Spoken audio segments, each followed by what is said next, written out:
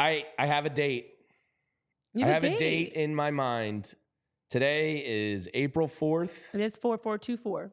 If by April 18th, 2 weeks from now, your boy Yo-Ro has not hit a ball out of the infield, he has to go down to Lehigh Valley. Get ready to learn Amish, buddy. And this isn't Why? because You said get ready to learn Amish. It's the old Adam Silver meme where it's like, get ready to learn Chinese, buddy. Ready to learn Amish, buddy. And look, somebody's going to see this and be like, you're a Rojas hater. No, I am not. I like Johan Rojas. I want him to succeed. The dude is lost in the batter's box up there. Change his swing mechanics, whatever you want to say. He's had a whole offseason. At some point, this becomes detrimental to him. He has to get right somewhere. This isn't like you send him down and you're never going to see him again. You send him down and you hope the dude can figure something out versus some worse pitching. Like you can't, I don't care how good defensively you are. You can't be a sub 500 OPS, sub 200 batter, sub 220 on base guy. You just can't, because it affected the game last night. And I saw a tweet from David Murphy that I actually agreed with. And again, he's not a Rojas hater. He's just observing. Brandon Marsh got the opportunity to bat late in the game, bases loaded versus a lefty, which is good. Brandon Marsh should get that opportunity. He's a full-time player. He should. He's taking full strides. Yes. I have no problem with letting him bat there. But Topper of old probably wants Alec Boehm pinch hitting there. Alec Boehm led the team with runners in scoring position last year. It's a righty on a righty probably since he makes a move at that point. Regardless, he probably would have preferred Boehm there with 2 outs than Brandon Marsh, but he had to save Boehm in case Rojas was out. Right, and that's what he was. And exactly. I think Topper made the right decision there because I'd rather have Marsh and Boehm than Boehm and potentially Rojas. So, like, yes, it's the 9-hole hitter, and I'm getting really, really sick of the excuse of, if you're relying on your 9-hole hitter, then you have bigger issues. Yes, we're aware. Trey Turner, Nick Castellanos, some of these guys are going to come around. They have a body of work that tells you they're going to come around. Johan Rojas does not. So, like, while, yes, it's your 9-hole hitter, and for 100 years, pitchers batted there, it's a different game now. And Kyle Schwarber at the leadoff kind of needs the bottom of the order to do some damage, to create some RBI damage from him being the leadoff hitter. So, like, I think 2 weeks is fair because this kid is struggling. 19 at-bats. He hasn't even put a ball out of the infield yet. Yeah. I'm not asking him to be a 300 hitter. Hell, I would take 215 right now. He's got to drive a ball. He's got to be able to hit a pop fly. He has to do something.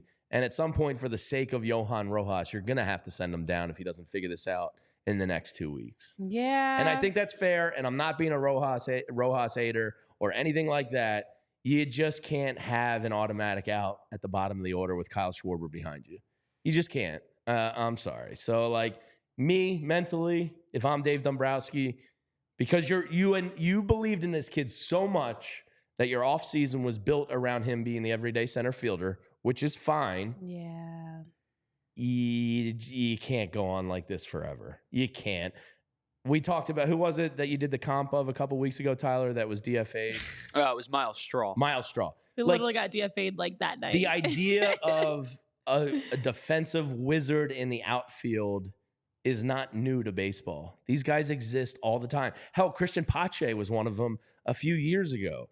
And they're part of the reason why the Phillies took a chance on him. Defensive wizards that can't contribute offensively is a tale as old as time in baseball. So just because the kid is possibly the best center fielder in the game, it can only take you so far. So I hope he figures it out, but they're going to have some serious conversations coming up on this kid if he can't improve quickly. Yeah. Listen, I think the writing is on the wall for Johan Rojas, and it'll be at that point that'll have given him 3 weeks total. Essentially, the thing is, 2 more. Well, yeah, 3. Like we're 6. Yeah. I mean, not exactly, but you know what I mean? Like he would have had a few weeks now to show. Maybe I should say 50 at bats is a safer way of saying. So that's where, as we all know, it is only 6 games in. No one's trying to say like ship him off now because it is such a small sample size. But to your point, if he continues at this pace and continues to struggle, how long until you pull the plug and make a decision and move him down? Because at the end, there are several reasons here. And I'm a big Yoro fan, obviously, but Yoro's got to go if Yoro's is a no. Well, okay, because listen, and it's not even just about him, but you think about for the team, as much as exactly as you mentioned, all understand your 9-hole hitter should not make or break your team if everybody else is doing their part. But on the reverse side of that, what about when your team is already struggling as it is, or either way, struggling as it is, giving good at bats, but now you get to the bottom of the batting order and it's like, this is a guaranteed out. It just forces you to have to almost nobody's gonna be thinking that way. Like, these are grown men, but like naturally, if you have, oh, great, next we've got Bryce, next we've got JT, okay, Alex coming up, Nick's, once he gets going, Nick's coming up. And then every time Yoro steps up, it's like a deflating feeling, and it's not good for him or the team. No. It doesn't help anybody because now he has no confidence. He's overthinking it. He doesn't want to be there. He's going up to the plate, and with every at-bat that he struggles, it snowballs. And there goes his confidence, and there goes his play. And then on the reverse side for his team, his teammates, now the Phillies, every time you hear his music and Yoro's up to bat, it's like, oh, well, hold your breath. Well, how will we get out of this now? Like, you want to have faith, you want to have excitement, you want to have the music drop, and everybody's like, yes, it's Bryson Stott, it's Kyle Schwarber, it's Yoro. You don't have that with Johan. He can't catch up to a fastball right now. Right, and so I think he looks like dog it just shit doesn't help anybody. Let's call it the team is already struggling, but if you at least had a Christian Pache or whoever, Whit Merrifield. I would make Brandon Marsh the center fielder, and I would platoon Pache and you have options. You're not stuck. I would call Cody Clemens up. Somebody in the chat said, there's no reason to force Johan Rojas. Who are you calling up? I think Cody Clemens earned it this spring. Yes. I think he's had a good start for Lehigh. Like, I'm just going to call him up, and I say, Christian Pache, Whit Merrifield, you guys are my primary left fielders. Brandon, you're going back to center. And you can't have we have to have Johan hit a fastball. Like, you can't have a guaranteed out. No. Like, you can't have somebody in your batting order. It's not even like he's driving the ball. Like, just a blooper out of the infield, right.